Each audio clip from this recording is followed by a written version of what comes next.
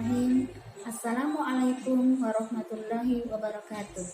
Selamat pagi, salam sejahtera anak-anak peserta didik baru kelas 10. Bagaimana keadaan kalian? Semoga kita semua dalam keadaan sehat walafiat. Sebelumnya, saya akan memperkenalkan diri. Nama saya adalah Ibu Zubaidah. Saya mengajar mata pelajaran PPKN di SMK Negeri 1 Taliwang. Pada kesempatan kali ini, saya akan menyampaikan materi tentang pendidikan karakter dan tata krama di masa pandemi COVID-19. Semoga setelah menerima materi ini, kalian dapat melakukan dalam kehidupan sehari-hari, baik di rumah, di sekolah, dan di masyarakat. Marilah kita simak tayangan berikut ini. Indonesia merupakan negara dengan tingkat pendidikan terendah kedua di dunia. Oleh sebab itu, banyak negara di dunia meremehkan Indonesia. Lalu, apa yang harus dilakukan agar pendidikan di Indonesia semakin meningkat? Yaitu dengan pendidikan karakter bangsa. Pendidikan karakter bangsa merupakan pembelajaran etika, moral, dan sikap bagi peserta didik. Dan apa saja karakter yang harus dimiliki peserta didik? Anak, kalian sudah menyaksikan video yang di atas? Nah, lalu, apakah kamu tahu apakah yang dimaksud dengan pendidikan karakter? Nah, Ibu akan jelaskan secara singkat mengenai apa yang dimaksud dengan pendidikan karakter. Pendidikan karakter merupakan bentuk kegiatan manusia yang di dalamnya terdapat suatu tindakan yang mendidik diperuntukkan bagi generasi selanjutnya.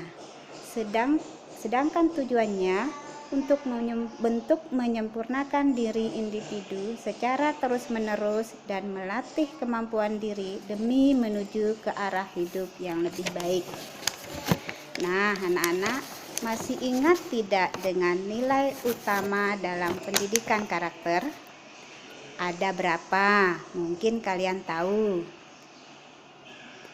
Ya, nilai utama dalam pendidikan karakter saat ini yang Ibu akan tekankan yaitu ada 5. Yang pertama adalah religius. Kedua, nasionalis. Ketiga, mandiri. Keempat, gotong royong. Dan kelima, integritas. Kalian masih ingat nggak apa yang dimaksud dengan religius, nasionalis, mandiri, gotong royong, dan integritas? Ibu akan bahas ya. Religius merupakan nilai karakter yang mencerminkan keberimanan terhadap Tuhan Yang Maha Esa.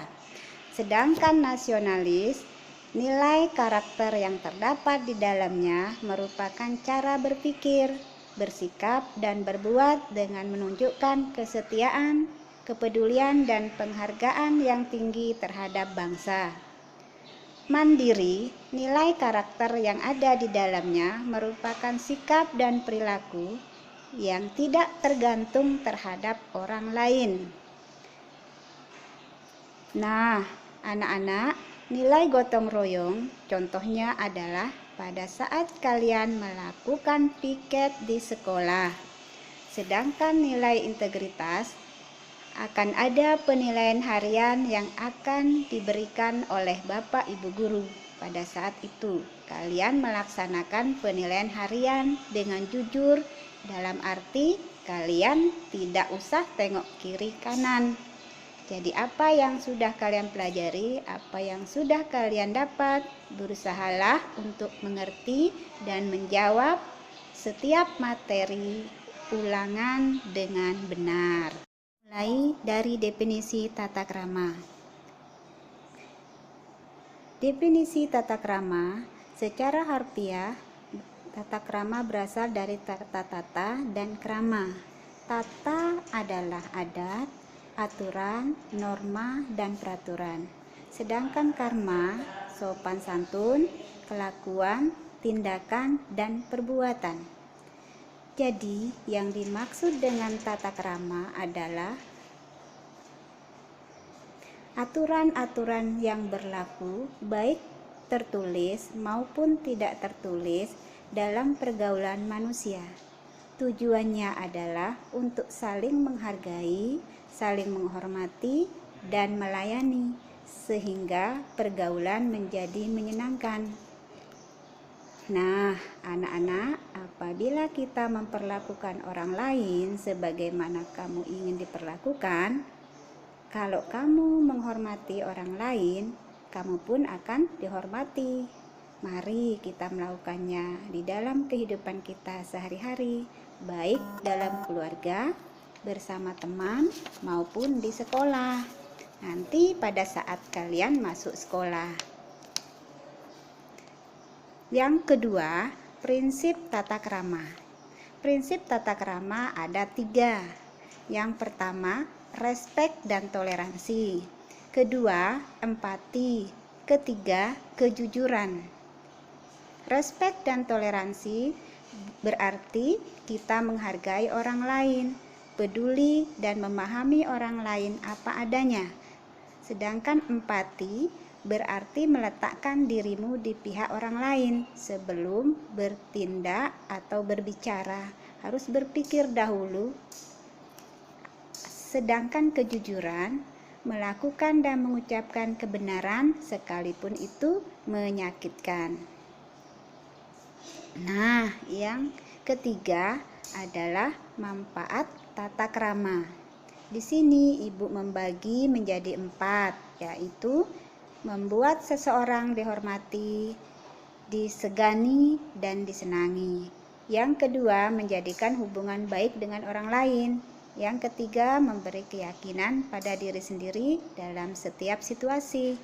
Sedangkan yang keempat, dapat memelihara suasana yang baik di lingkungan keluarga, sekolah, kantor, dan masyarakat. Yang keempat, macam-macam tata krama. Yang pertama, tata krama di sekolah. Yang kedua, tata krama di rumah. Yang ketiga, tata krama dalam masyarakat. Tata krama di sekolah, pada saat kita mulai pembelajaran di sekolah, kita akan bertemu dengan warga sekolah. Bersikaplah sopan dan menyapa dengan hormat. Mengucap terima kasih apabila ditolong, tidak mengejek, menyindir, dan mengolok teman. Sedangkan pada saat nanti kita mulai pembelajaran di kelas, yang pertama, kita harus disiplin waktu, membenahi kelas sebelum Bapak Ibu guru masuk kelas. Yang kedua, mendengarkan dengan baik penjelasan dari Bapak Ibu guru dan tidak makan maupun minum di dalam kelas anak-anak. Yang ketiga, meminta izin dahulu bila mau keluar masuk kelas. Mungkin kalian ingin pergi ke toilet. Izinlah dulu kepada Bapak Ibu guru yang ada di kelas waktu itu. Anak-anak, sekolah kita mempunyai 5S sebelum pandemi. Yang pertama, senyum. Yang kedua, salam. Yang ketiga, sapa. Yang keempat, sopan. Dan yang kelima, santun. Di saat pandemi seperti sekarang ini, sekolah mempunyai 3S. Yang pertama, selalu disiplin jaga jarak. Yang kedua, selalu disiplin pakai masker. Yang ketiga, selalu disiplin cuci tangan dengan sabun setelah beraktivitas. Nah, di sini sekarang Ibu akan menjelaskan tata krama berbicara. Yang pertama, jangan mengatakan kata-kata yang dapat menyinggung perasaan orang lain. Yang kedua, hendaklah berbicara jujur, terus terang apa adanya. Yang ketiga, jangan memihak, berlagak sombong, dan merendahkan orang lain. Yang keempat, hendaklah mengucapkan terima kasih atas pertolongan atau pemberian orang lain. Yang kelima, sewaktu orang tua berbicara, hendaklah mendengar dengan penuh hikmat. Yang keenam, jangan menyela pembicaraan orang lain.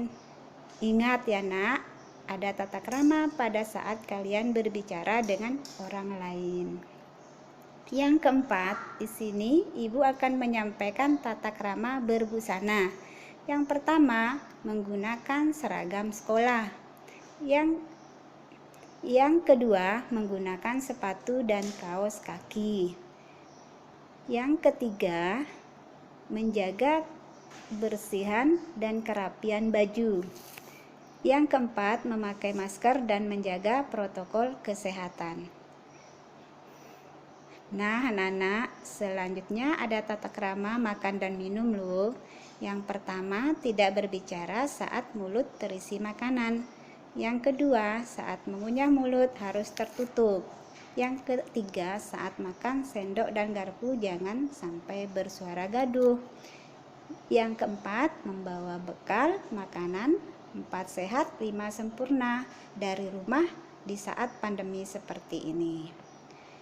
Yang kelima, saat di kantin siswa harus mengembalikan piring dan botol minuman pada tempatnya nanti setelah pandemi ya. Yang keenam, membuang sampah sisa makanan pada tempat sampah dan menjaga kebersihan. Nah, anak-anak, apakah kalian sudah mengerti semuanya mengenai materi yang telah Ibu sampaikan, baik tentang pendidikan karakter maupun tata krama? Nah, ini ada Ibu mempunyai tugas buat kalian, yaitu buatlah foto bersama keluarga yang menggambarkan tata krama